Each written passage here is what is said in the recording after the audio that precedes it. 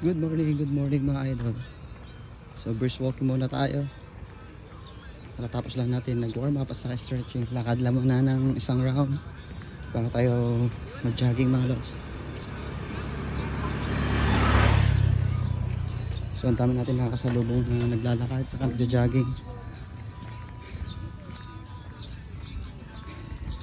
Yan, ganda na naman yung panahon, tirik ang araw.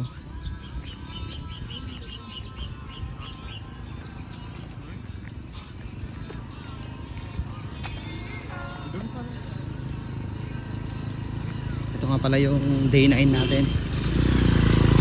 So parang kailan lang day 1 tayo, ngayon day 9 na.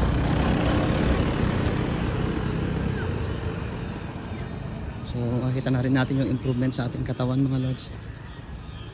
Mas magaan na tayo ng konti. Mas tumatagal na tayo sa pagja-jogging.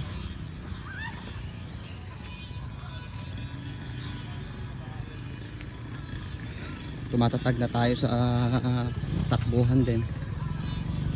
So nagbe-benefit talaga tayo dito sa pagja-jogging na to. Although lagi ako mag-isa. Okay mga lods, thank you. Salamat ulit sa pagsama kay Kuya Nadinas. Hanggang sa muli, God bless. Bye bye.